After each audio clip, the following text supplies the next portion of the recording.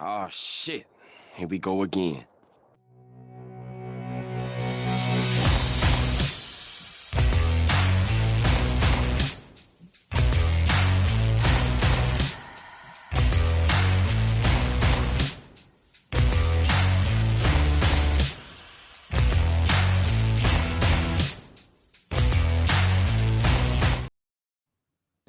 Hello and welcome out to this episode of Outbreak Gamers. I'm your host, David Anthony, or WEBDAVE is my gamer tag, and I'm here with Lord. You know what? I knew I was going to do this. You knew it. I said it enough times that I would mess it up. Sovereign. Lord Sovereign. Is that right? Perfect. Was it? Perfect. Okay. That's so funny. I told him, I said, I'm so afraid I'm going to It's a mess up your mental thing name. at this point. That's all it is. Yeah, well, woo, or like I'm even live. Oh, goodness. Sir, thank you so much for being here. Thank you for having me, man. Pleasure to be here. Oh, this is awesome. Man, I tell you, I go right up front. I absolutely love the Iron Lords. You Thank you. guys just absolutely kill it week after week. It's not only the the I guess the products you put out, and the what you bring to the table, but it's the friendship, it's the banter, and the true I guess joy you have of hanging out with each other and then putting it out for everybody else to share. And I think it's great, man. Yeah, thanks. I appreciate that, man. We kind of revel a little bit in the fact that it's everything that you see there is genuine, right? It's not, obviously you're putting on a show, so you're enunciating more than you would normally and stuff like that, and you're making sure to be clear and stuff like that and speak louder. But beyond that, like everything else is real, and even we're reining it in, obviously, because we know no f-bombs left and right like there used to be. Right, right, you know. right. Make it a little But more broader audience, I guess. exactly. Trying to be kid friendly, family Well, safe. there you go, and that's great. You can cut loose here if you want to. That's up to Cool, you. cool. So if something slips, don't have to worry about it. All right, cool. It Appreciate happens. that. No, no worry. We didn't talk about it these ahead of days, time, so I these like to know days, what I am happened here. usually the one that lets loose a little. Addict has gotten considerably better, but I'm the one that's gotten a little loose in his old age. That's funny. That's funny. Oh goodness. Okay, well let's get things started by maybe Cool. like what was like the first job that you ever had? Well, for me, so in New York City, they had what they call summer youth work, right? Mm-hmm. So, basically, when you hit 13 or 14, you're able to get your working papers and you can work summers, X amount of hours. So the first thing I ever did was actually work with my dad at the company he worked at. It was like a textiles company. Um, and I would go work with him over there, and what was cool about it is I got paid more there than any of my friends got working for summer youth, for the city, right? Because summer youth gave you like it was like $250 every 2 weeks, I Wow. would say, for kids. I was getting that weekly, so I was living it up, yeah. But you still needed to go through the summer youth sort of program to get your papers to be able Right. to work. So that's what I did, and I did that for a number of years. Actually, every summer I would be there doing that. So that, and just helping out with whatever, like they had, so it was a textiles company. So you needed to like send out specific orders. Like you had to go get like sort of rolls of fabric, cut them to the specified size or whatever, pack them Mm-hmm. up, ship them out and stuff like that. So I'd be doing the grunge work, going back into like the warehouse and grabbing stuff and things like that. Just come out of there disgustingly dirty every single day. But it was, it's fun. And then again, a kid at my age, I was just thinking about the $250 I was getting cash at the end of the week. So I Oh was like, yeah. okay. So that was, I was rich so I was happy with that. So that was my first job.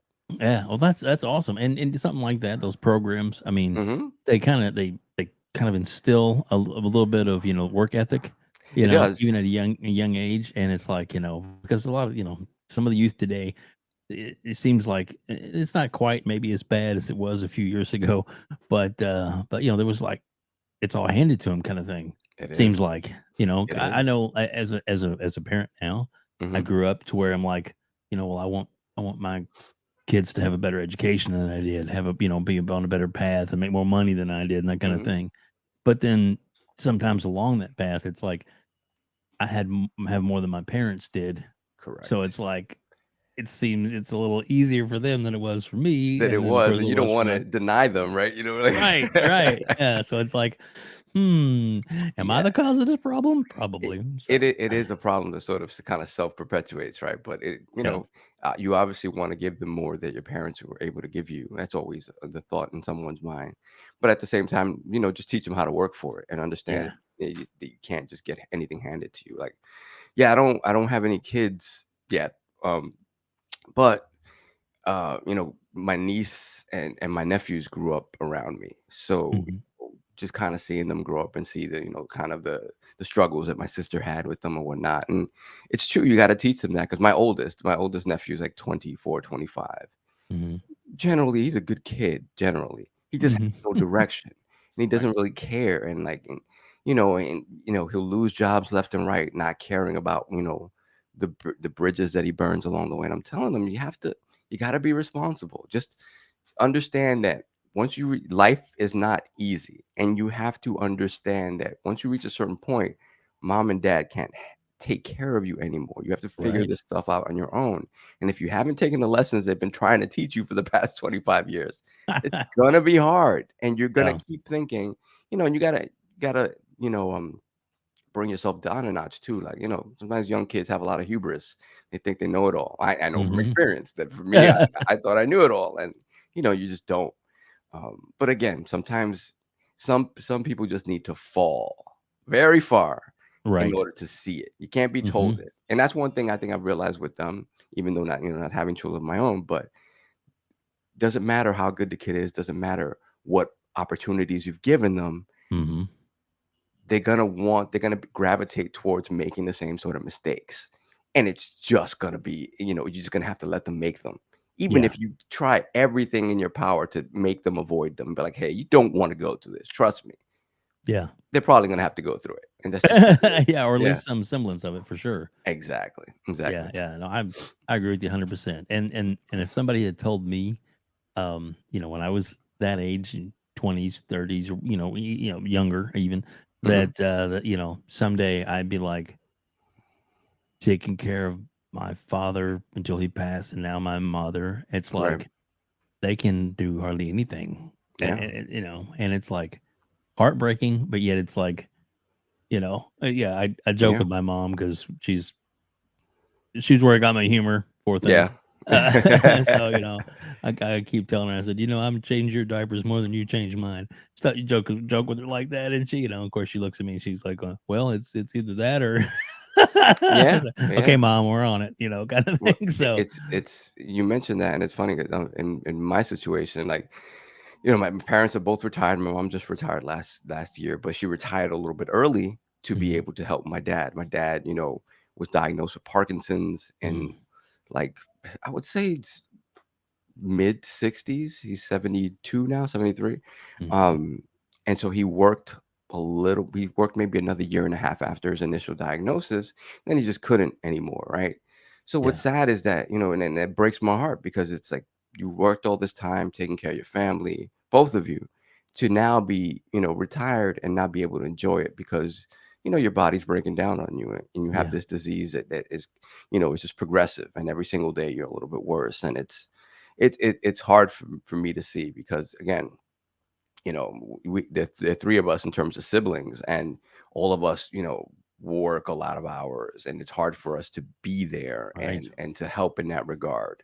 Monetarily we can help, but it's not the same thing as being there. And it's mhm, it's it's heartbreaking because again, they could have both retired if they were in good health and go someplace else if they wanted to get out of New York City and go someplace warm or whatnot. And but the truth of the matter is that they just can't. They just really can't. So, yeah, you kind of stuck here, whole family together, which is great, but it yes, isn't it isn't ideal, right? And they're not really enjoying themselves as much as I wish they could because of right, the nature of his sickness. And then my mom isn't in the greatest health either, and she's sort of the primary caretaker. And then right, then in comes the hard-headedness because they don't want anybody else outside of the house to help either. And it's just like, oh, mhm. you guys are killing me. You're killing me, Yeah. but Yeah, but that is but you that was a understand it. that was a Yeah. tough hurdle for us too. Yeah. And not to dwell on this, but the point, like, my mom helped take care of my dad as he declined, Hmm. and now she's to the point where it's she needs help. But the one thing she'd ask, if at all possible, and she says she understands if things don't work out this way. And my mother has Parkinson's and Alzheimer's, Oh my goodness. so there's days when she's like, "Who are you?" Yeah. And why is my hand shaking? Right. Kind of thing. So it's like, ooh, okay. So, Yeah. It's so I a mean, she's unfortunately had to relive my father passing 3 or 4 times oh my because she goodness. forgets that, and she's asked for him, and we have to explain to her, Explain it and to then her. it's so hard. Yeah, So, that's very tough. That's so very tough. Yeah, I mean, yeah, you don't realize it, and selfishly, you sort of expect. I expected not to have to deal with any of this sort of stuff yeah, till for another maybe 10 years, and but here we are. yeah, Here we exactly, are, and exactly. it's yeah, it's tough, man. It's Yeah, tough. we're doing our best to keep her at home. We have Medicaid has a waiver program where they have people come in and able to work with her during the day, and Hmm. then we as siblings still go over and see her all the time, but Right, there's things that they can do that we can't. So right, yeah, absolutely. Yeah. so now that I've really brought us all down, sorry. But that's the thing, and then I like to talk about these kind of things because it's life. It It's really life. is. It's the real stuff. The stuff, talking about video games is fun, but end of the day, like it's not real life. It isn't what day Right. in, day out we deal with. That's the escape actually, to sit down for Hmm. a couple of hours on a Sunday for us and just get away from it a little bit. Yeah. Yeah, So yeah, and two, the it's it's helped make what you had to go through in your life has made you the man that you are today, and and the content provider that you are, that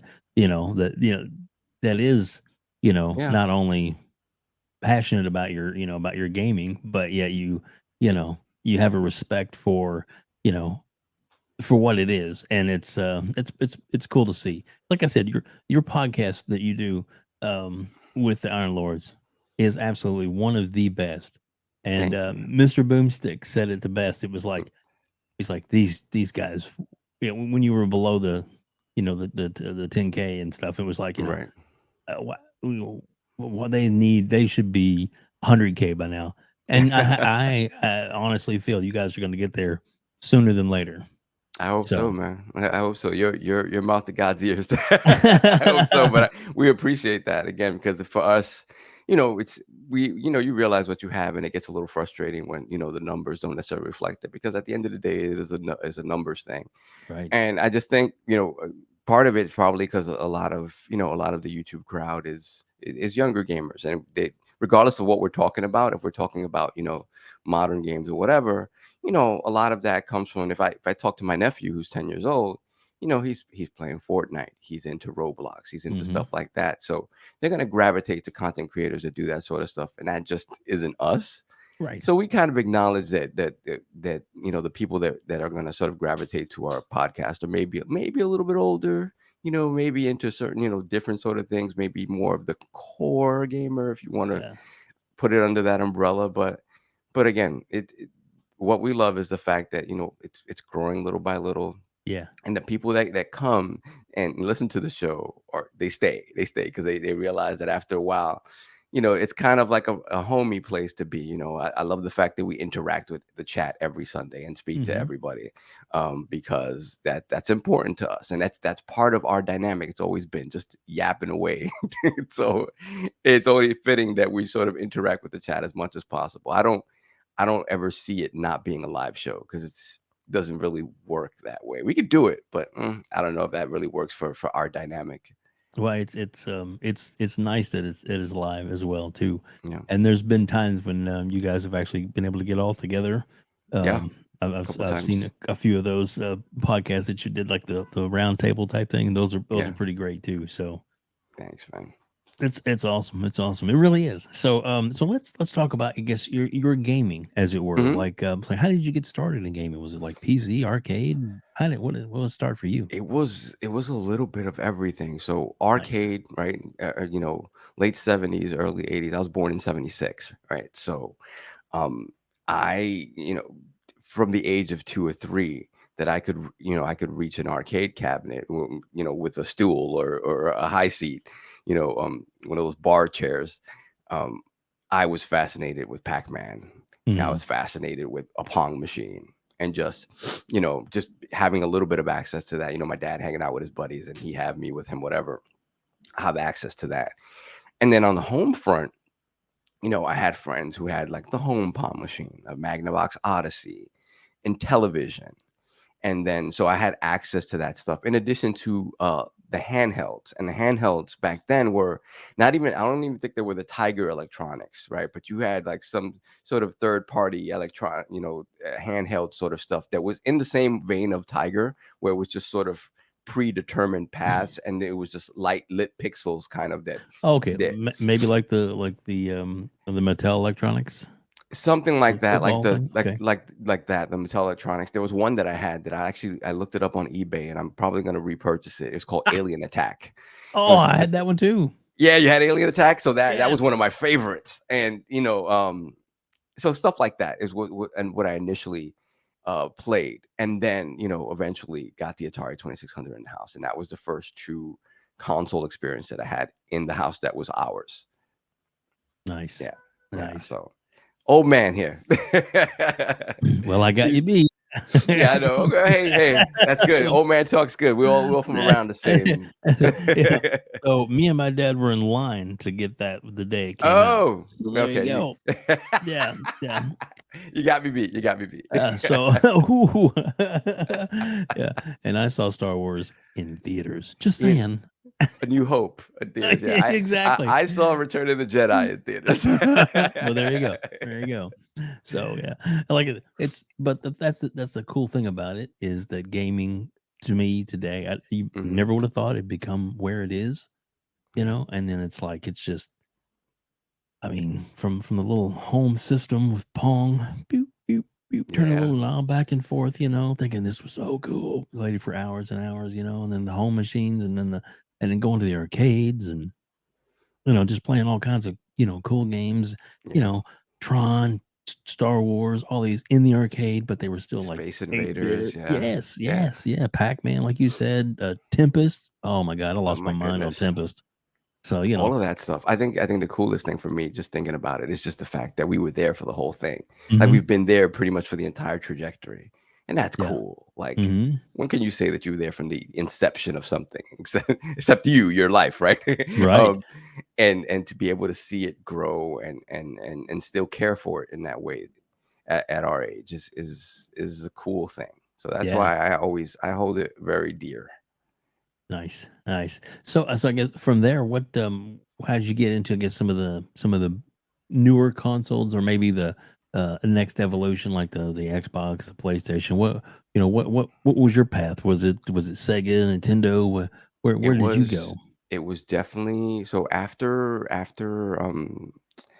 Atari, right? Hmm.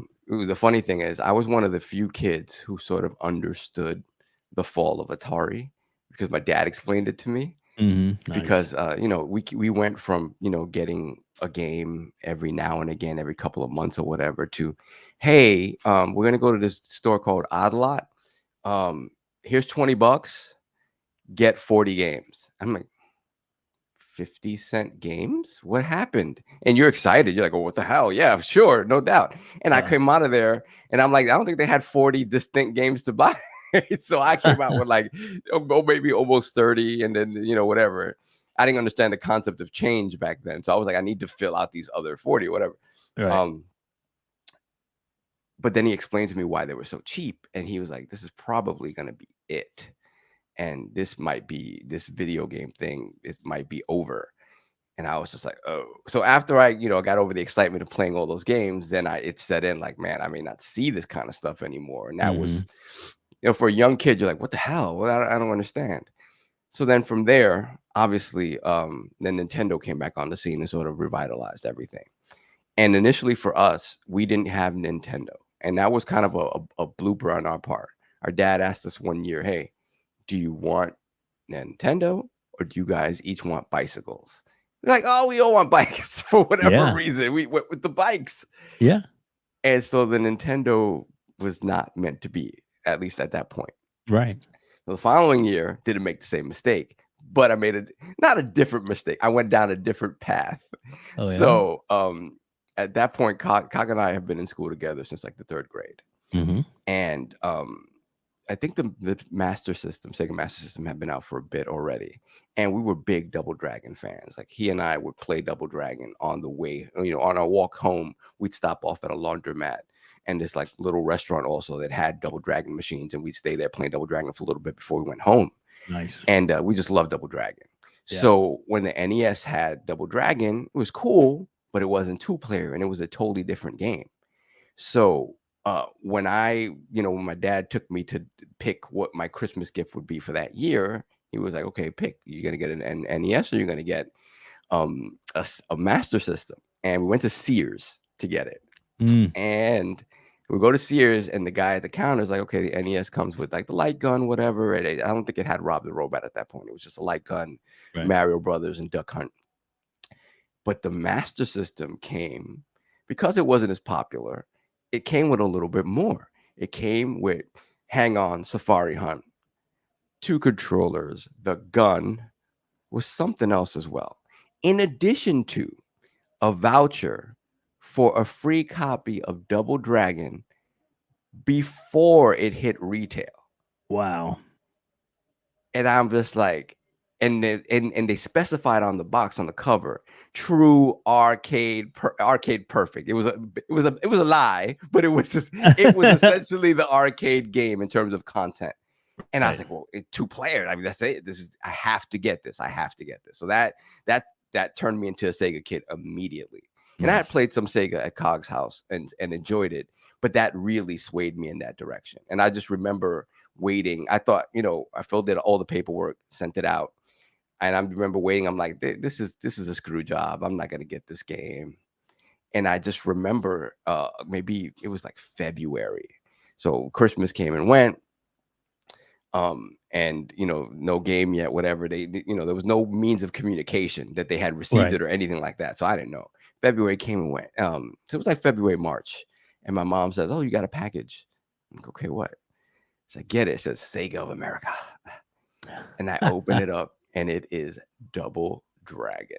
Nice. Case and everything. Double Dragon was not out in the stores yet. Wouldn't be out in the stores for another couple of months. And I had it. And I was just like, I literally slept with that case. I don't blame you. And yeah, so I had it. Nobody believed me. I had to bring the booklet to school for Cog and everybody else to believe me. And the funny thing is, I was not allowed to play games during the week, right? So it arrived during the week. My mom was like, you can play on. No, actually, let me play for an hour because it was something new and exciting. But she was like, Friday you can play. So I next day I'm like, I gotta show off. I take the book to school, whatever. Well, no, I didn't take it the first day. I didn't want to like damage it or anything. Right. And then when nobody believed me, I was like, all right, I have to bring it in. So I bring it, and then Cog is like, He's like, hey, do you think it'd be all right if because Cog could play all week long? Doesn't matter. Like he didn't have those limitations on his play time. So this man, he comes to my house. He said, can I ask your mom if I could borrow it? And she's not gonna tell him no. So I'm looking at him like, this man's going to beat my game before I even get a chance to get through it. And of course he did, but it didn't matter. It was Double Dragon. We had beaten it a bunch of times already. But, so he played it all week and brought it back to me on Friday. And then all weekend I played it. So that was what made me a Sega kid. Very, very long story to make me a Sega kid. But yeah, I was a Sega kid. There you go. Thank you. Amazing. And from then, I would say I was always a fan of the underdog, right? I always loved the fact that, they kind of had to work a little bit harder to get things because Nintendo at that point was steamrolling over everything. Yep. And rightfully so, they earned it. But, I always liked the underdog, and I love Nintendo stuff as well. So we got Nintendo afterwards. After, I guess I saved up some money or whatever, and little allowance things here and there, and was able to get the NES. But Sega was always sort of, because of all of the stuff that happened around it and whatnot, and how we got it into our house, I was always partial to Sega. So yeah, that went right into the Genesis. it's funny because the Master System was the last console that my parents got for me. Everything after that I purchased myself. Nice. Same thing. So with that money, that the $250 a week that I was making working summers with my dad, I got got a Genesis. Was able to get a SNES as well not too long after. Yeah, and everything after that was sort of, obviously out of my own pocket. But yeah, I rocked with Sega to the very end. I am a Saturn apologist. I love the Sega Saturn because I love importing games. And if you really look at that library as a whole, Mm-hmm. it's a pretty special library. It's just, it compared to the PlayStation, and in terms of pushing 3D polygons, which is the new hot thing, it was never going to survive. And then when you think about how Sega was sort of imploding from within as well, it was not a fun thing. And then you have the Dreamcast, which is, one of the greatest consoles ever. And just once Amen. again, kind of because of Sega's sort of internal implosion and them releasing that machine in sort of a middle ground time before the PlayStation 2 came out Mm-hmm. and ate its lunch. I firmly believe that as soon as it was done already, because the president of Sega of Japan, or the CEO, has indicated, oh, the Dreamcast is going to be our last console. And why would you say that Yeah. months into the release of the American version of your console? It didn't make a whole lot of sense. And, Mm-mm. obviously people are like, oh, whatever, I'm going to bootleg every game on this platform. I don't Right. care.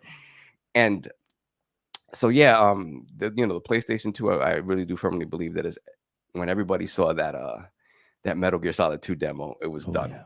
It was Yeah. over. It was just over. Um, but yeah, big Sega kid, and that sort of translated into Xbox, because Xbox was sort of the surrogate Sega, right? It Mm-hmm. kind of Yeah. felt like Sega, once they went out of the hardware business, they really gravitated to putting things on Xbox, Right. um, so it just felt kind of like the natural progression, and the Xbox felt like the Dreamcast too, in a lot of ways. So gravitated to that, but still love PlayStation. My favorite era of PlayStation is PlayStation 1, because it was just so transformative, and they tried so many weird things, and a lot of which still sort of stands today. Right? You go back to those original games, a lot of them aren't as fun to play or don't hold up as well, Yeah. but you could see the beginnings of everything that we sort of treasure today. So love PlayStation, love Xbox, and same love Nintendo. But I appreciate that all of them are kind of doing different things now, Mm-hmm. because it's sort of easier to sort of, there isn't as much overlap. You have your third party games and stuff like that, but apart from that, the way they choose, their ecosystems are kind of different. PlayStation's now is changing a little bit to sort of mirror Xbox's a little bit. Mm-hmm. Xbox still has some things to figure out in terms of the single player games and things of that nature. And then, Nintendo just keeps, making money hand over fist doing what they do. Yeah, they do. Yeah, they do. So, Yeah. yeah, so that's it. I'm kind of everywhere in terms of consoles, but definitely growing up, I was a Sega kid. Yeah. Well, that's awesome. Let me ask you this, your opinion on this. Do you think that if they had waited a few more months to release the Dreamcast and they had actually upgraded the drive to the A DVD DVD drive drive. that would have played movies as well, do you think they would have at least given it a better foothold? Because I know a lot of people bought the PlayStation 2 and it was like, it's a DVD player too, mom. We got to get Well, this. that's the thing. It was the cheapest DVD player. Yeah. So then you had the cheapest option to play DVDs in your home. This new format that just blew out every, VHS tapes in Hmm. terms of quality and sound and everything. In addition to that, you got the sequel to one of the most, prolific sort of initial entries into any sort of industry ever with the PlayStation 2. Yeah, and it was, the DVD stuff was the Trojan horse. Yeah. And absolutely, that's why it sold as much as it did. And yeah, I really do think that would have helped. Ultimately, the machine couldn't do what the PlayStation does, Right. right? You saw amazing sort of arcade ports and things of that nature. Hmm. In terms of 2D fighters and stuff like that, you were finally able to push those games onto the console without, the RAM cart and stuff that you needed for the Saturn versions and stuff in the previous generation. So it was powerful in its own right, and it Yeah. could not compare to the PlayStation 2, but it would have helped it a lot. And then obviously, if even adding that drive, they would have kept the price considerably lower than the PlayStation coming out, which I believe was the PlayStation was 300, if I'm not mistaken. I don't Mm-hmm. recall. Yeah, that would have helped. It would have helped at least keep it on the market for longer. And maybe you don't get that whole sort of, the bootlegging aspect of it, at Right. least initially, right? Because Mm-hmm. they were able to break the Dreamcast almost immediately. And Pretty quick. Yeah. that was it. That was it. I mean, again, as a young kid who didn't have a lot of money at that time, I did my fair share of playing backups, shall we Sometimes you say. got to do what you got to do. You gotta do what you gotta do. Not realizing the damage that it's doing, right, when you're younger. Right. Um, What? But go ahead. but there were still, like, I would go down to Chinatown here, where we would get a lot of our import games Yeah. and stuff like that, and where we would go to the arcade scene, and there were clandestine stores dedicated to backup. So when I say dedicated, I mean they would print out a beautiful disc for you. It looked like it was original packaging, but it was all just done up. And then, when you go pay for it, they're like, yeah, $10. So, you're in heaven, but at the same time, you're not realizing the damage that you're doing to the Right. product. Yeah. But like even just last night, for a little while, I was on my Steam Deck Mhm. playing an emulated Dreamcast version of Soul Calibur, which is still one of my favorite Dreamcast Absolutely. games. I used to, when it first came out, after I played it for like a week and beat everything because it I had to keep going, I had to unlock Exactly. everything. Well, there's some more like skins or different, or different, little hidden things you can unlock. Well, I gotta do that, So I was just playing the crap out of that thing over and over and over I again. mean, it's to get that feeling back, right? And Yeah. that game, we had it. We had the import version, Mm. so we were playing it.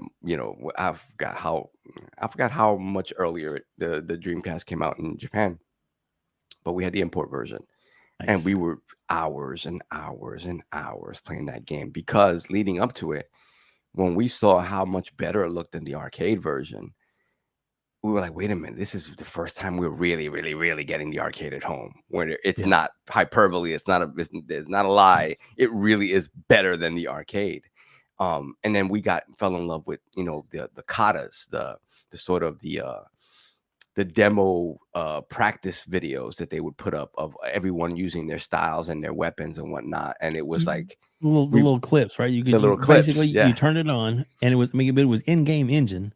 Yes. I would sit and watch those for hours. For hours. And for It just us, it was so it took cool. us, none of us had like good internet at that time. Only Cog had like something, a Mhm. semblance of better internet. So we'd go to his house and still we'd be there like an hour and change downloading one just to see it because there was no streaming tech at that time. So you're not Right. watching it, you have to download it.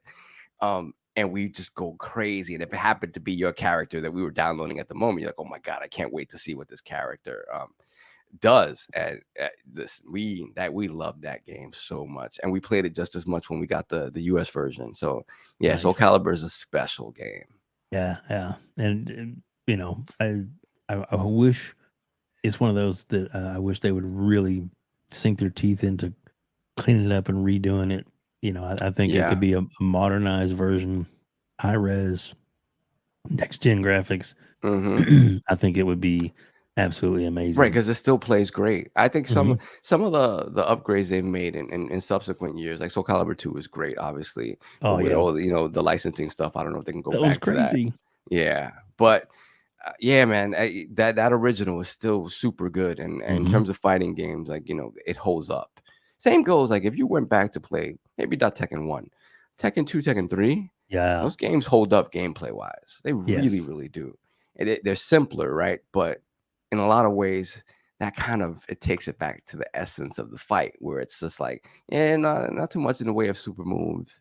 You gotta use your fists and use your feet and Yeah. not rely on this, this button combination that's gonna, get out this super combo. Oh, even though there were the 10 hit, the famous 10 hit combos in Tekken and stuff like that. But and I agree, the same thing for Soul Calibur. That original one is still so good and Yeah. so sort of pure in its gameplay. I would love to see that. Yeah. I think it was just a I mean, there's Who's so your many great character? games out there.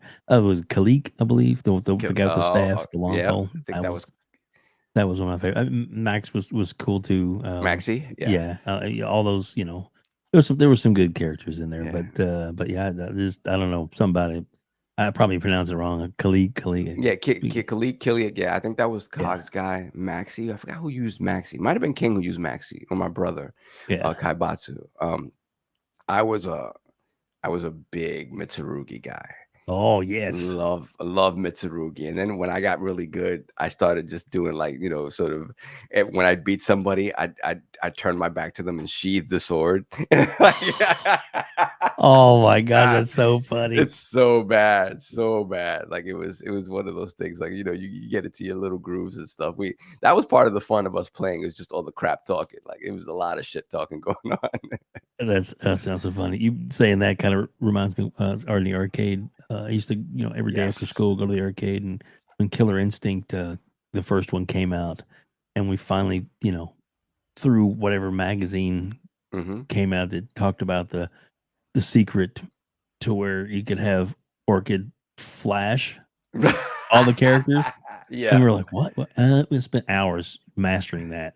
And then somebody would come up and you want to play? Sure. And then you do that move on them, and they were like, what the hell? They had no idea. And it was so great because the eyes would like bug out like real big. So funny. So funny. Man. Yeah, arcade scene was crazy for us too. It was it was competitive. Yeah. You can go down there, Chinatown Fair.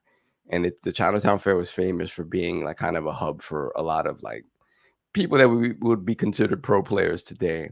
And it was just weird. It was like just the setting was weird because it was just like this.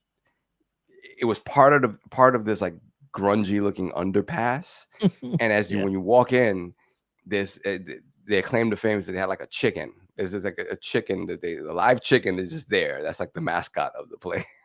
Or was it a rooster? I think it might have just a rooster. That's funny. But it's that's just a thing. That's Chinatown Fair. But Yeah. you wait at those machines, you put your quarter down, and it was on. And when it came to Tekken, Soul Calibur, Street Fighter, it was a big deal to be playing over there. And we learned a lot there. We got smoked a lot because it was, again, really, really good players. But again, you really saw the breadth of the talent out there in playing that. And it was just a scene. It was part of the scene that unfortunately, doesn't live on in that way anymore. You have the FGC, obviously you have big tournaments and stuff like that, but it isn't that. And that was special in its own right. Yeah. Yeah, I love those things too, man. Even as later on in life when I was like a manager of a GameStop for 12 years. Okay.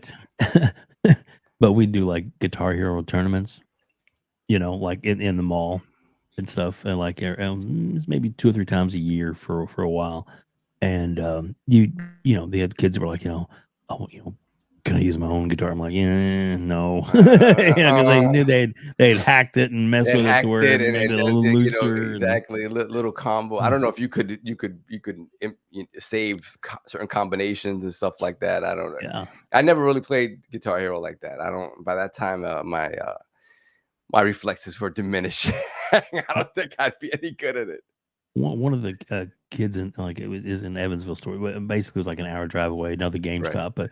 but he was like literally ranked in the top 10 on Xbox for that particular game, and to watch him play was insane. It was like, I'm sitting there like, is this like Eddie Van Halen but playing a game? It was crazy. Guitar. Yeah, exactly. How good he was at it. He's just like, oh yeah, it's easy. I just love it. Okay, cool. So yeah, when he was on a break, he would go over to the machine at the mall. And it's a special thing when you find players that are really good, just to sit and watch them and see how they approach the game, right?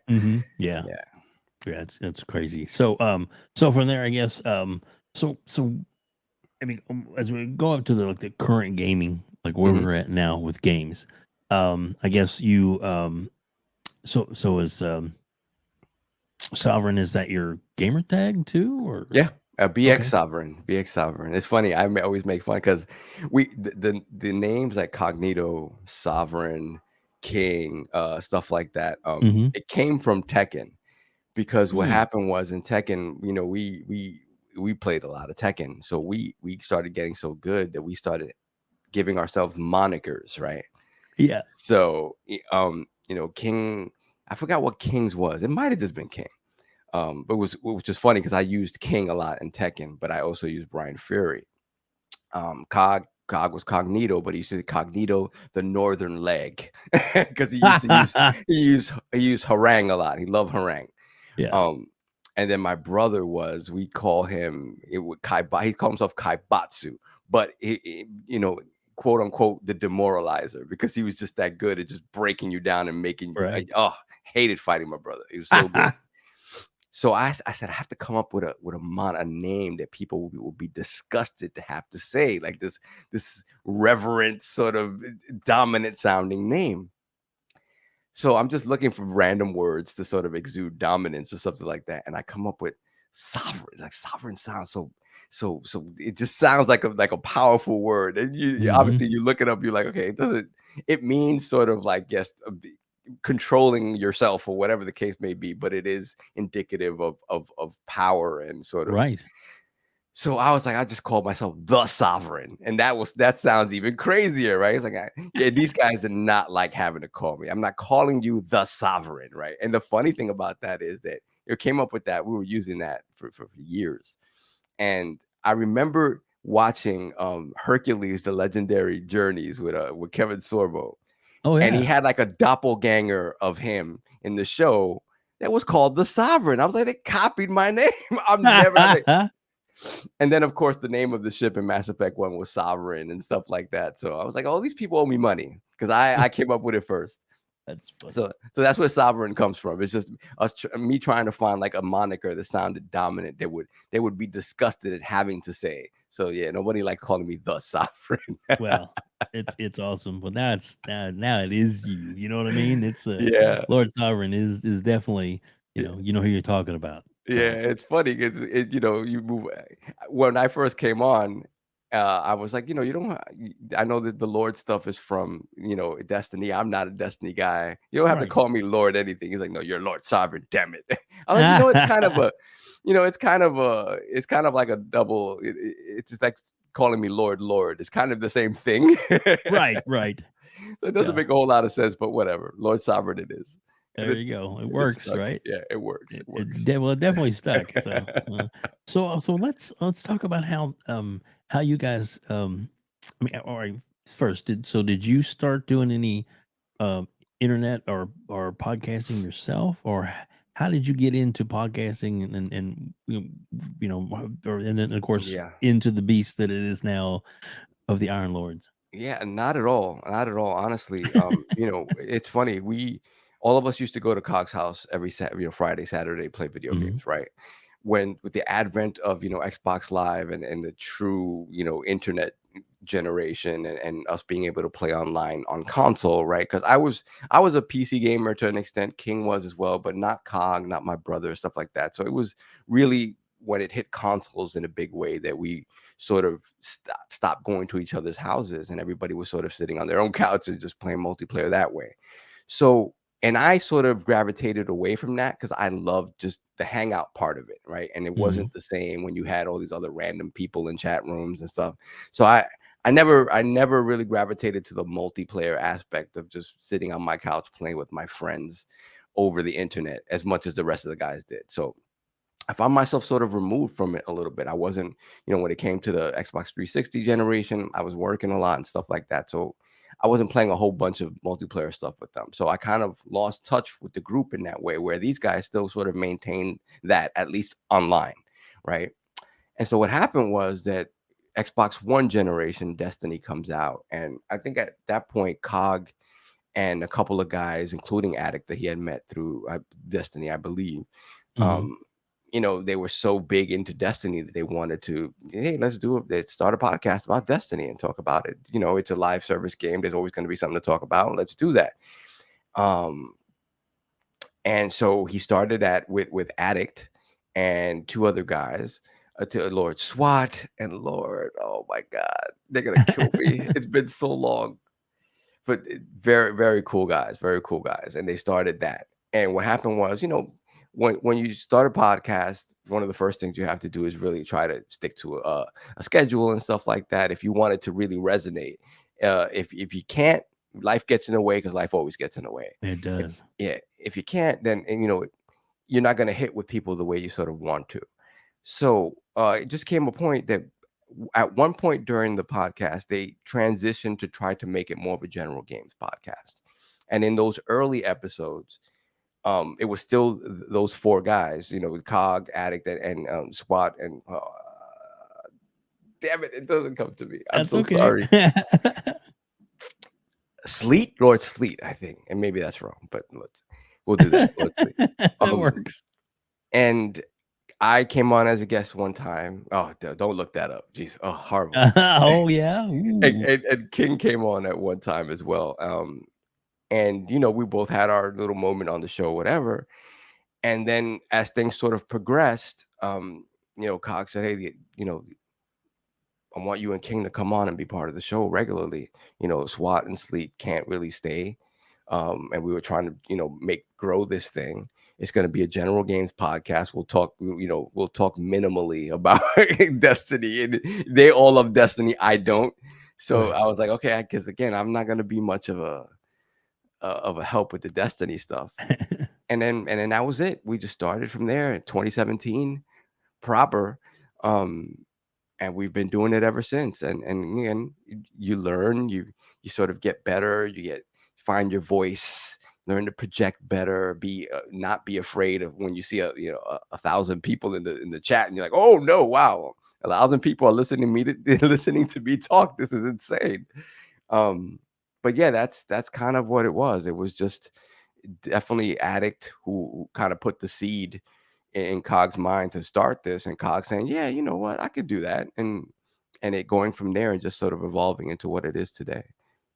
Well, I think that you guys, to be honest, are blessed because the four of you really balance each other. You know what I mean? There's a little bit of each of you that come across in every podcast. Yeah. It definitely, it was trying to find that out, and then it was funny because you look at it and you're like, okay, we got to find out this balance that works, right? Mm-hmm. And King is going to be the inciter. He's going to incite things, right? He And does. but it was us realizing that our natural dynamic is what worked. Yeah. And not having it have to be something that we sort of worked on for the show. It's just our natural dynamic, because King would always be the insider. He's the one that when we're playing a fighting game, he's the one talking smack. And you don't talk, generally nobody talks smack back to him until you start beating him, right? Because he was very good at just getting in your mind. And a lot of us sort of gained that sort of mental fortitude playing with him, because he would just, even if you were better at him, he would just filibuster you, like, and just take you off your game completely with all the smack talk. And we learned that from him. So that was sort of the dynamic that we had back and forth. And anytime we'd either watch a fight or watch like kung fu movies or play any sort of competitive games, that back and forth was just a natural thing, right? Yeah. And so for us three, Cog, myself, and King, it was about figuring that dynamic still worked well with us, right? Cog, the voice of reason, me, the one that could mostly the voice of reason as well, but sometimes I like to smoke as well. I like to be on the side of King, and sometimes I'll be against King. You just never really know where I'm coming from. And then Addict, it was funny because Addict is much younger than us. He doesn't come from that group. And it was just a matter of Addict figuring out, like, just Addict fit in there perfectly, because Addict, in a lot of ways, is like King as well, but he wasn't as confident in himself. And when the back and forth happens, King starts to sort of overtake, and then Addict kind of learned how to know, I'm not gonna back down. I'm gonna be even more Addict. And it's just like, now we've reached the point where it just flows so beautifully back and forth. Everybody feels comfortable and sort of in their own skin, and it's perfect. And it's funny because Addict, again, King, myself, and Cog, we all grew up together. We know each other 40 some odd years, and Addict fits in that dynamic so perfectly. So it's amazing. And again, the friendship and the camaraderie is really important there, because obviously they met Addict before I did. Yeah. They were in circles where they tend to sort of frequent playing online and stuff like that, and that wasn't me. But for me, you know, anytime when King and Cog vouch for somebody, say, hey man, this guy's cool, that's it. In my book, your family. That's it. That's just the way it is. That's awesome. And yeah, so we're lucky that way, in that the chemistry that comes through on the show is real, and it doesn't have to be forced, and it doesn't have to be rehearsed. It just happens. And that, a lot of shows don't necessarily have that. So we're blessed in that way. Yeah, and I can't stress enough the people that are watching this. The link is in the description below. This is also, of course, available on iTunes, Spotify, iHeartRadio, pretty much any place you can find a podcast. This is available. So, in the description of all those is going to be the links to the Iron Lords, both the show on YouTube and their lordsofgaming.net. Which we'll get into next. But the thing you need to do as a listener is you need to make sure you subscribe to their channel, and you also want to make sure you hit that bell icon so you do not miss any content that they put out, because they put out some not just the show, which is fantastic and has been as long as 2, 3, 4 hour shows. 6-hour shows. Oh my God, you got a 6-hour show. I missed that one. Oh yeah, Activision Ooh. Blizzard, I think, was a 6.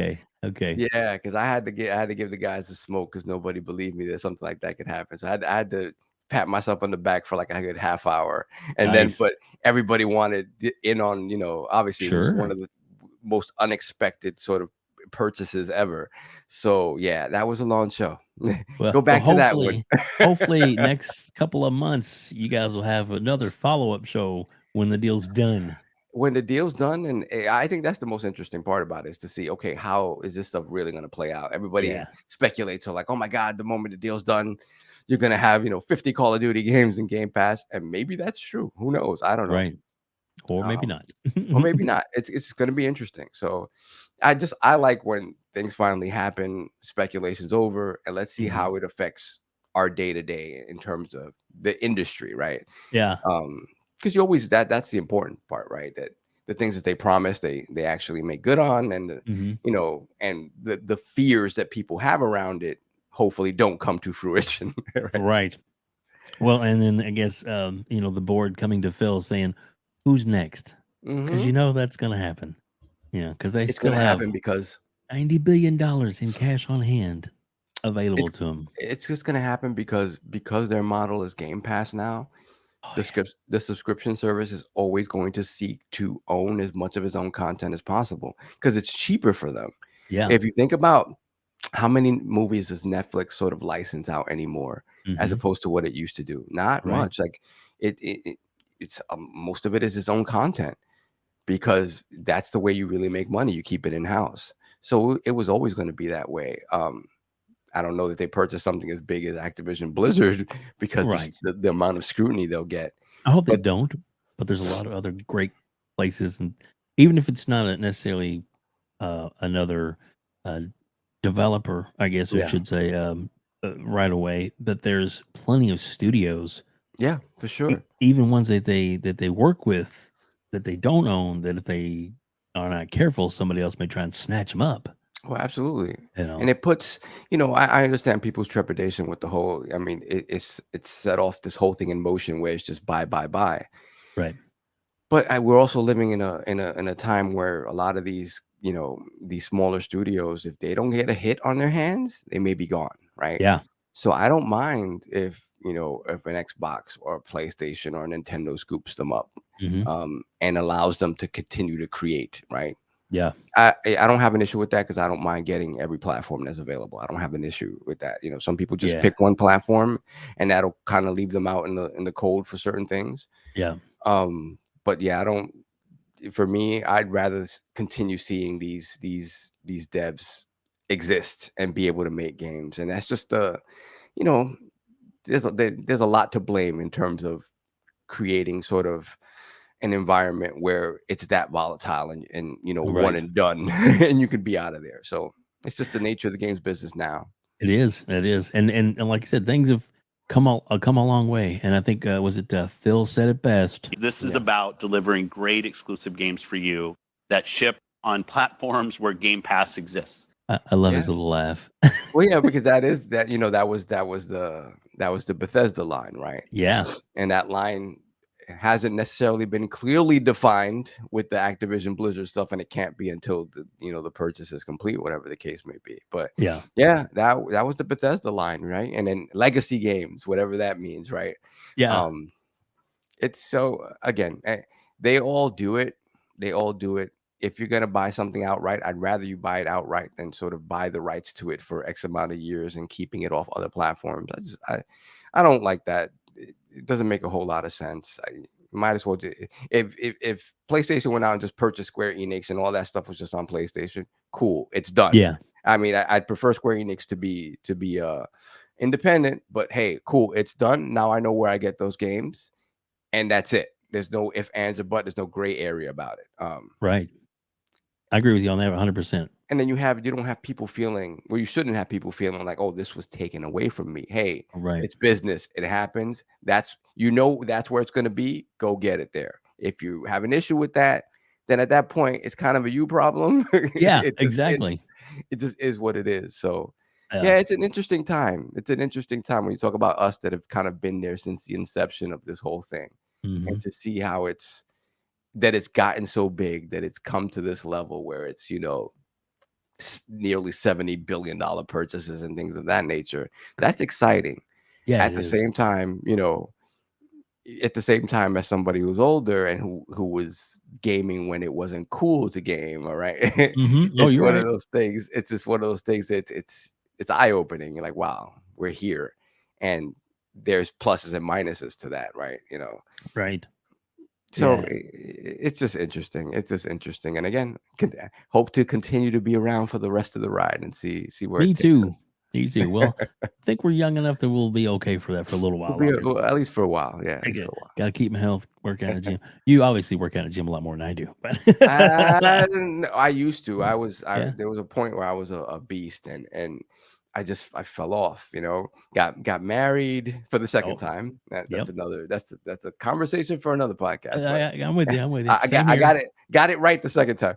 Same here. I'm right there with you on that one. Yep. And I was with sometimes you're in love. You're like, she loves me. I don't have to have a six pack anymore. I blame my wife 100%. I said, honey, when I was I was quote unquote on the prowl and I was in good shape and I had to look good and then as soon as I got engaged to my second wife, I mean, I literally like within like a couple months, I gained like 30 pounds. And it was like my metabolism was like, you got a mate. Yeah. I gained weight during my first marriage, but that was depression. So it hit me that way. You got me. Yeah. Jeez, So my divorce, I lost 80 pounds in less than a month due to stress. Really? Yes. See, So mine wasn't stressful. It was it's sad to say because I wish her the best and I hope she's doing well. Yeah. But the moment she walked out that door, it was literally like a building got lifted off of me. I felt immediately better. And it's again, when you're growing up, it's never just someone else's fault completely. It's the dynamic between two people, and as you grow, especially when you get married super young, you're gonna change and you're gonna evolve. You're not gonna be the same person you are at 21, 22 than you are in your 30s. And if you sort of evolve in divergent paths, it's gonna be hard. It's gonna be hard to sort of find common ground as you grow and change. And that was us.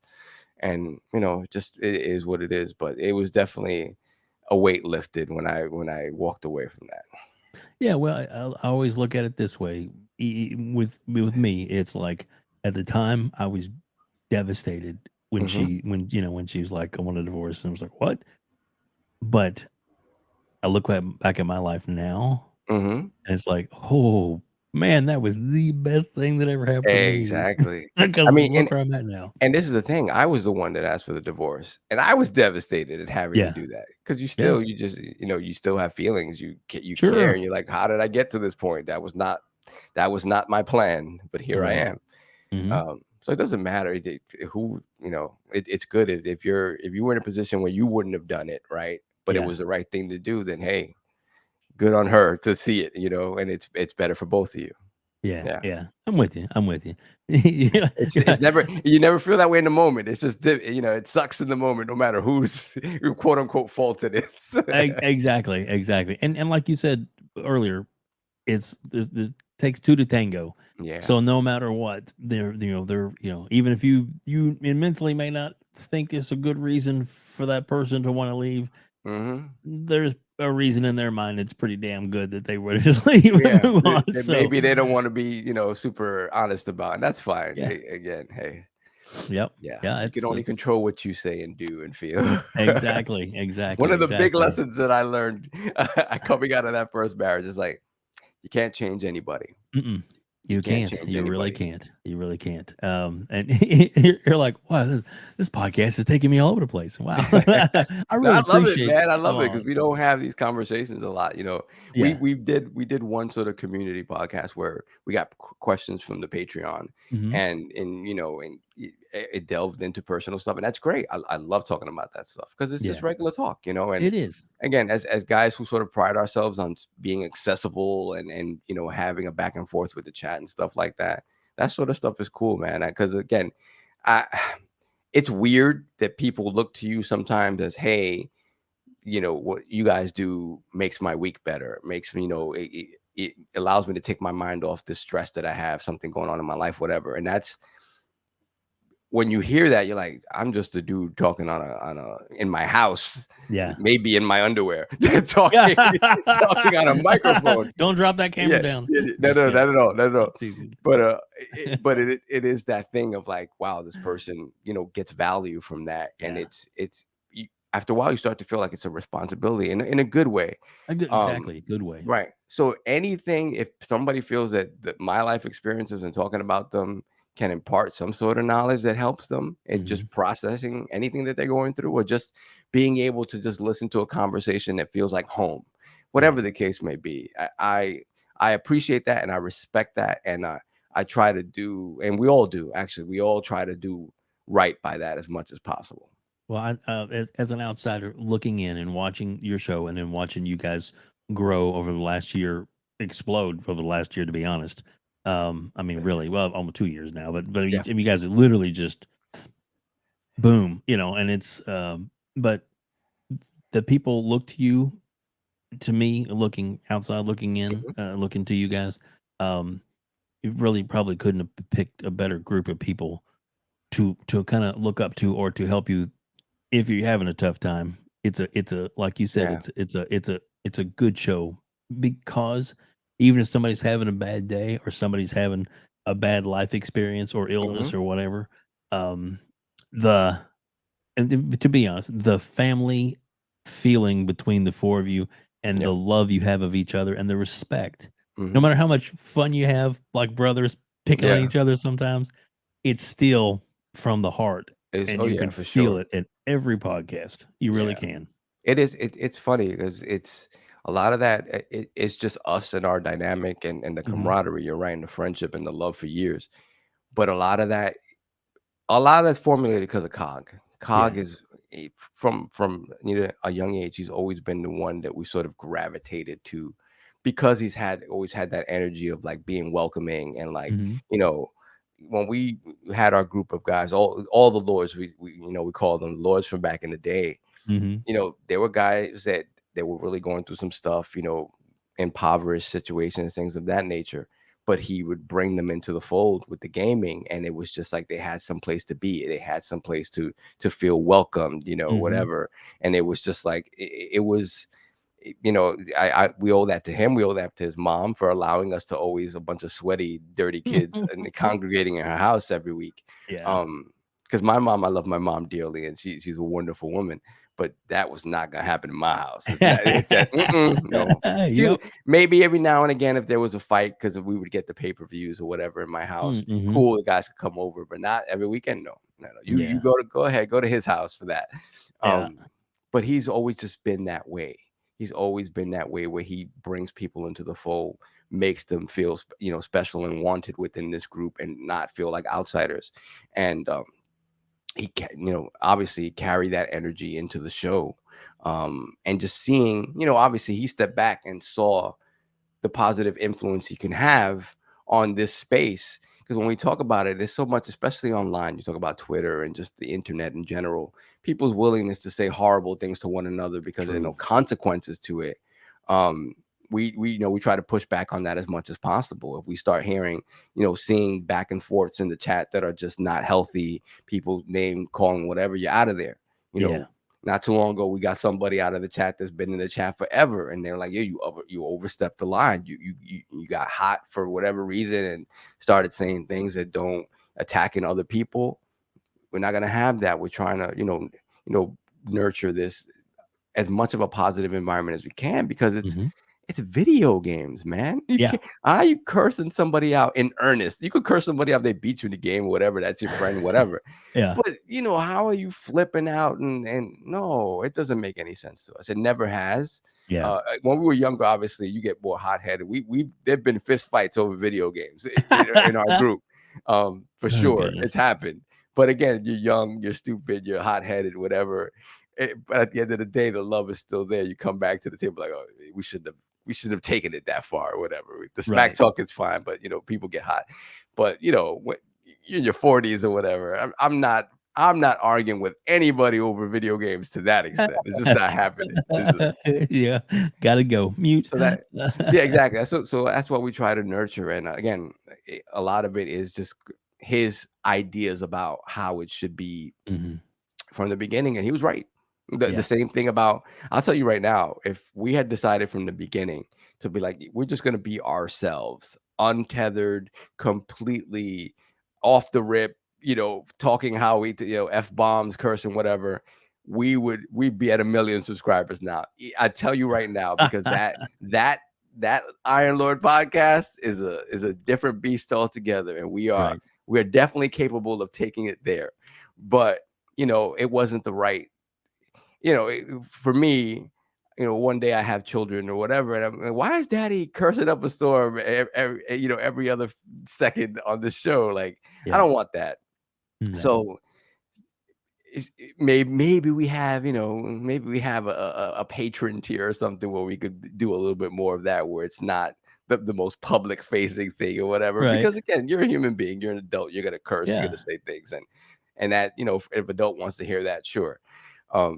But yeah, I just think in general, just the way that he's thought about how he wants us to be perceived, and makes a whole lot of sense for trying to bring people together. And again, it's from little, it's been his influence in the way he sort of thinks about community that has really sort of guided that. And here we are, man. And it really is the fact that I get to hang out with my boys the same way that I used to hang out with them, obviously not in the same room, but when we were teenagers and in our early 20s, is bonkers to me. It's like, really, I get to do this, and so it's, again, it's something that you have to sort of treasure while you have it, and hopefully continue make it grow. Oh, like I said, you have a great product. Let's face it, it's amazing. And it's consumable by everybody. That's what I enjoy it. And maybe one of these days you'll make a monthly add-on Patreon Iron Lords After Dark or something. Iron Lords After Dark, it will definitely be after dark for sure. Where it can get a little crazy, a little salty, salty, but again, it's still all in good fun. But it's just like, if you untether us, particularly like King. I have King addict than myself, because Cog is he's conditioned himself not to be that untethered. He doesn't. Right. Yeah. You let us loose though, it's gonna be a good time. That's for sure. There you go. I don't know. We gotta see if Cog goes for it. I don't know. Well, you never know. Let's as we start to wrap things up. I do want to touch on which is the website. Which is the lordsofgaming.net. Tell the people what kind of content's available there, and what can they find there, because I think it's it's an underutilized resource that people really into gaming need to Yes. be going to every day. Yeah. So lordsofgaming.net, big shout out to our friend that passed away, Lord Dizzy. He had his own website, and forgive me, I cannot remember the name of the website right That's now. all right. And he but he liked what we were doing, and there was a moment where he let it go, and then he was thinking about bringing it back. And at that point he was sort of connected with us already, and he's like, hey, I know you guys are trying to start up a website. I would love to build a website with you guys, and it'll be, Iron Lords branded, Lords of Gaming, whatever you want. And you could just build it, build it sort of on the skeleton of my previous website. And that to me was, for somebody to kind of be that selfless and say, hey, I'm going to put aside this thing that I built from the ground up because I believe in what you're doing, is a very special thing. And, thanks to him, we had uh, that sort of foundation to build upon. Yeah. And then, yeah, initially Dizzy, Cog, myself, initially we sort of worked to sort of bring people into the website, and start writing articles, whether it be op-eds, editorials and opinion pieces and reviews, even though we were getting, obviously we didn't have the access of other outlets. So you'd be reviewing a game, 2 weeks after it came out, because you were only able to get it on launch day. And as a small outlet, it's still the case for a lot of stuff, but not so much for other stuff as well. So, we'll be able to get day and date stuff and like that. So it's grown considerably. I don't do as much on the website. I don't do anything honestly on the website anymore, except, funnel our content through the website, just because I have no time. But initially it was fun being there and, editing pieces and putting them up on the website and watching traffic grow and watch the community sort of come in around us and support us. It's been an amazing thing to see grow, and everybody who's there now, you know, Lord Wayhick, who is the Mahmoud, who is the current editor in chief, just the way he sort of like nurtures editorial and sort of brings people in and allows people that may not get a shot to write on other platforms, just the opportunity to sort of break in and be able to talk about the stuff that they love. And maybe they get seen by a bigger sort of outlet and get poached. Obviously in the long term that isn't the goal, but the fact that we're providing a space that's kind of renowned enough for that to be the case is still very special. Oh, yes. So lordsofgaming.net every single day is growing. You have a bunch of amazing writers and editors over there, just sort of pouring out their hearts and writing about games and writing reviews, writing sort of op-ed pieces, writing game guides and things of that nature. Just putting their heart and soul into something and not getting paid a dime. So that's a really special thing, and I love the way it has continued to grow. So yeah, definitely go to lordsofgaming.net and check it out. It goes hand in hand with the Iron Lords podcast, and Yeah. that is a special place that's only continuing to grow in a space where traditional sort of media and websites are dying. Yeah. You only have your biggest sites that are really sort of able to sustain, and even those sites, you look at your IGNs, you look at your GameSpots, you look at your Game Informers, they've been hit by considerable layoffs because Yeah. the idea of what these outlets are and have been isn't bringing in the amount of money that these parent companies want to see. So, for a small outlet like us to still be getting codes and stuff for brand new games and being able to have those reviews out there day and date is a special thing. And in addition to that, it now gives us access to when we do go to the shows, because a lot of, obviously the situation with conventions and shows like that is fluid, shall we say. We don't really know, obviously that we go to the PAXs a lot. We would have loved to have gone to E3 this year, and that it was kind of pulled out from under us, and we don't know if that comes back. But we make it a point to get to those shows and be able to give coverage in the same way that your IGNs would and your GameSpots would. So, again, it's trying to grow that aspect of it every single day. Yeah. while just continuing to have fun and do the things that, as a kid watching, E3 tapes a couple of weeks after the actual show, Yep. man, I would love to do that. And now we're getting the opportunity. I mean, the landscape looks different. It's not quite the same, but just to get the opportunity to be able to see games early and talk about them and Yeah. and bring that information to people who choose to have us as their source of information, which we respect and appreciate and love every single one of you who does that, as opposed to, I'm just gonna go to IGN because I know they're gonna have this, that, and the other. Yeah, we appreciate and respect that a great deal, and we work hard every single day to have that continue to be the case. And the guys on the website work especially hard to Yeah, they just do. some guys are putting out, whether it's just news stuff that has to go up, when news pops up or whatever. Every now and again, we get to break news, which is cool. Yep. The fact that these guys finally have these connections in the industry where news is getting broken is amazing. And Yeah. so yeah, it's lordsofgaming.net is very, very special. I know Dizzy is looking down on us, very proud of what it's become and continuing to evolve into. So yeah, it's a very special place. Yeah, I agree with that 100%. And the description and the link is going to be in the description below. So please, everybody, Yeah. click on that and bookmark it, because you're going to want to go back there and check it at least every couple of days, because they update it constantly. And like I said, breaking news plus reviews, and it's a great resource if you want to keep up with gaming today, and not just Xbox gaming, but all gaming. So Yes. that's what's really cool about it. As we wrap things up, I like to always ask kind of a final question, and I've learned since doing this from episode 1 with Boom that I have to give the person more than one answer, but that's okay. You're Okay. allowed to. So, what is the video game? It's not out yet. That's Mhm. coming out that you are looking the most forward to right now.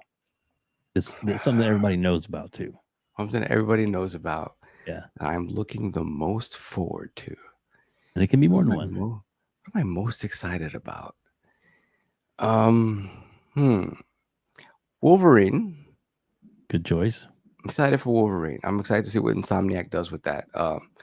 I never gave the what is it called? The X-Men Origins game a chance when it was out, and now I'm gonna try to find it and pay an arm and a leg for it, but I want to be able to play it.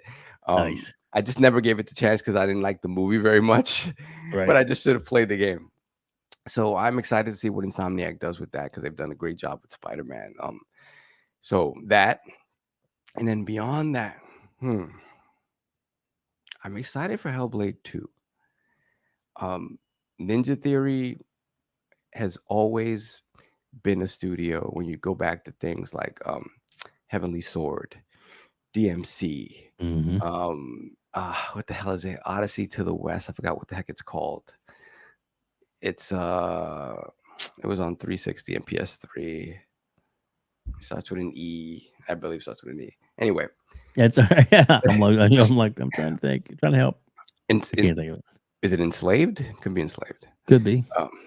So yeah, I like Ninja Theory games, and I always felt like combat wise they were there, and it was just a matter of them being able to get budget in order to refine combat and then give Hmm. you narrative and give you um an overall package that is of AAA quality. And with the original Senwa, I remember when the original Senwa, I got it day one on PlayStation when it came out. I had I had my headphones or whatever, and I threw that on, and just to see how they sort of incorporated voice into that, and the idea of like mental health and mental illness and stuff like that. All of that was super great. But it was polished, but you knew it was a smaller product. So for Hmm. me to see the opportunity for that product to be elevated even more with the sequel, obviously what we've seen of it so far is super fun to me, Hmm. interesting and hopefully fun. So my hope is that help setting a 2 takes it to that level. That is my hope. And then beyond that, I'm sorry, I'm going to cheat and give you 3. Go ahead. I'm excited for Hades too. I love Hades. I love Hades, and to see, you know, the those guys don't usually go to sequels, but Hades is one of those games like, you know, hey, why not go back to that well? Why not? Exactly. Lord Sovereign, thank you so much for being here today. I can't tell you Thank how you. much I've enjoyed talking to you and getting to know you more. And everybody subscribe to the Iron Lords podcast. You will not regret it at all. And even when you're watching a 3-4 hour show, it doesn't feel like it. It just feels like you're sitting around hanging out with your friends. And that's what it feels like when you listen to them and watch them. Yeah, that's the way it feels for us as well, except for our bladders. Our bladders definitely feel it. But beyond that, you know, beyond that, Excuse me.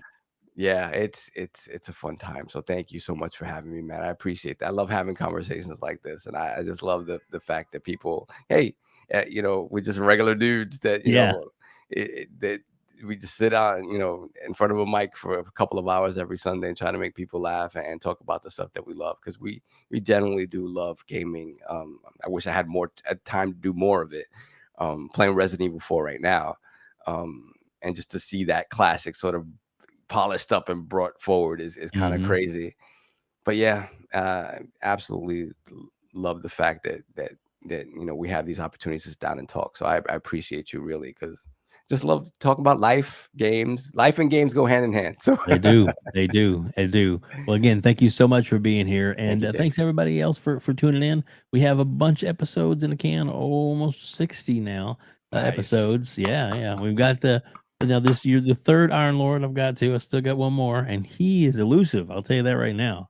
Yeah, Attic is hard to I'm get. usually the elusive one, but you got me months in advance, so that was a smart thing to do. Well, I reached out to you and like, you know, just throwing this out there whenever I can get to you. And then you were like, let's plan it out. And it worked. I mean, thank you so much for following up with me. I think it was, I appreciate that. Cause like I said, thank real you for life, reminding me, because no worries. otherwise I forget everything. That's all right. But that was the thing though, man. It was, you know, you don't have to do this, and I appreciate you doing it. And thank you so Oh, much. no, absolutely. We're here to help each other. That's for sure. Like, I love what you're doing, because again, not everybody can sit down and just have a regular conversation with people, right? Without it Yeah. just being like it's everything starts as an interview, but Yeah. but you really start to gravitate to the ones that just feel like conversations and just Right. like people willing to talk about whatever. And for me, I'm pretty much an open book. Like, ask me anything if it can help somebody figure something out about something they're going through, or just life in general.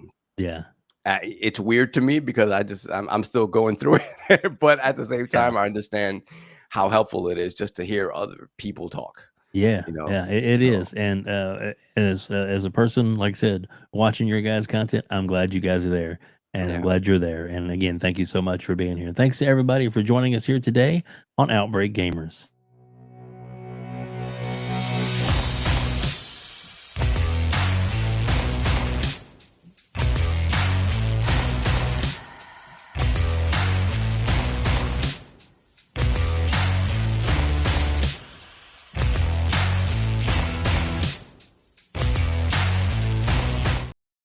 Game over.